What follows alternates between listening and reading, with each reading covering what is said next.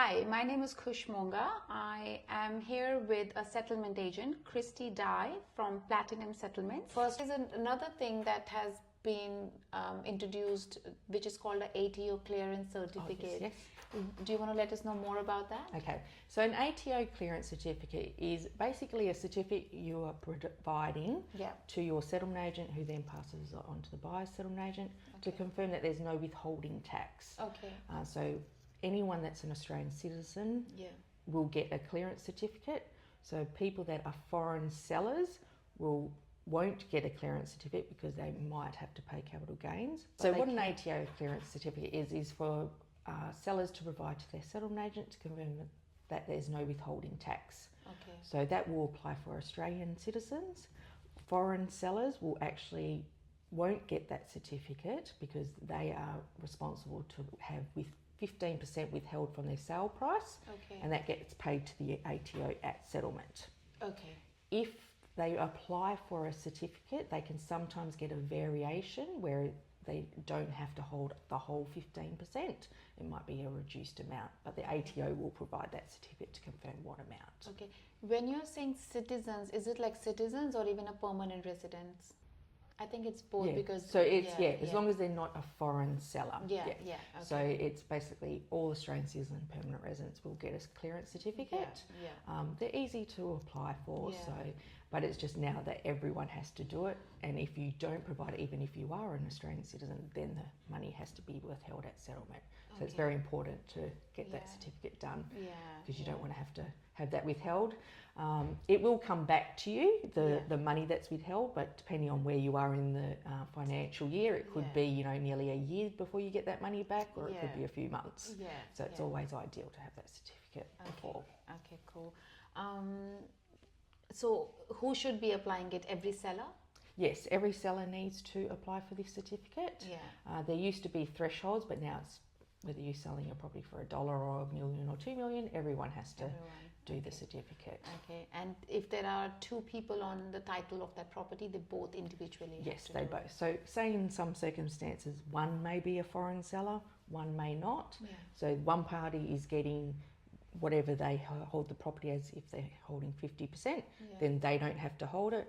The foreign seller on the other 50%, they will have the 15% held on their share only. Okay, cool. Okay. How long does it take to obtain that clearance certificate? So the ATO usually give it to you within a couple of days of applying for it, but they do have an allowable time frame to give it to you 28 days. Okay. So anything before the 28 days, you can't just ring them and say, I need it now because settlement's tomorrow. No. It won't actually, hurry them up because they have that 28 days. So find it, if you're listing your property, you can really do it straight up front because it does last for 12 months. 12 months. Yeah, that was one of the questions, which is good, which is good that you've answered. So that's good that if it does, usually I've been doing it. Either I'll explain them what the ATO clearance certificate, I'll tell them that they have to get it, and then as soon as the property is under offer, I'll tell them to get a link from their settlement agent or let me know and I can forward the link.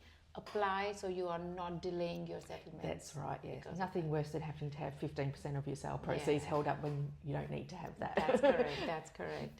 Have you faced any issues with any of the clients who've had issues getting the clearance certificate on time?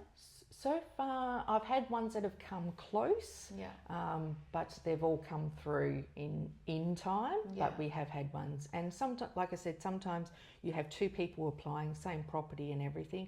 One person gets theirs in 2 days, and the other one's taken the 28 days. There doesn't seem to be sort of a rhyme or reason why. So that's why we say just do them up front, and then you don't have to worry about that. Yeah, you can't question the ATO, can you? Yes, that's right. They have their own rules. Yes, that's correct. And it's very hard to get through to their line to actually speak to someone anyway. So but they can just say, sorry, it's still time. Yes, it's not 28 right. days yet. So okay. So what happens if it is not received before settlement?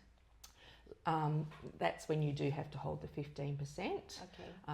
You technically can't hold up settlement.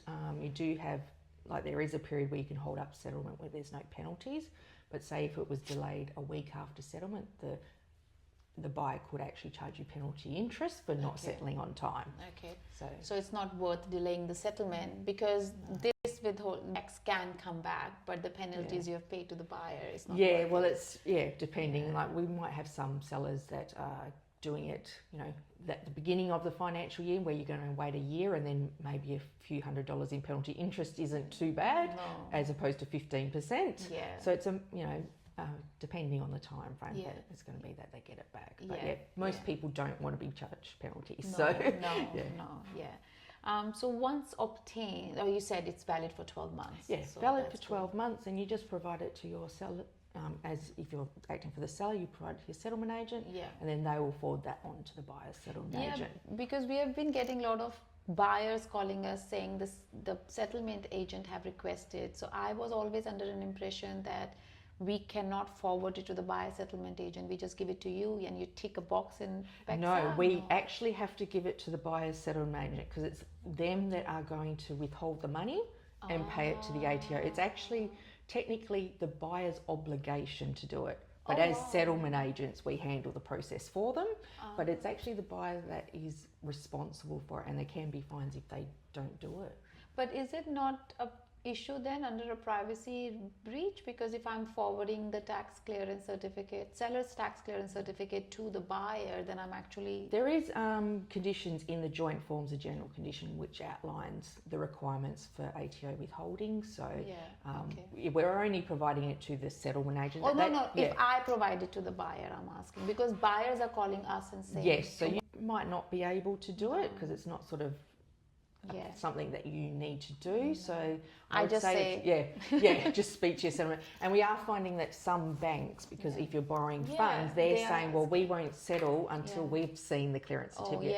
It doesn't happen with all, so that's another good reason to get it up front, because technically if you're not giving it to the buyer, their bank could delay settlement because they're like, well, we haven't seen it. Okay, so ATO clearance is a very, very important thing to get. Yeah, definitely. Yeah, and it's simple to do.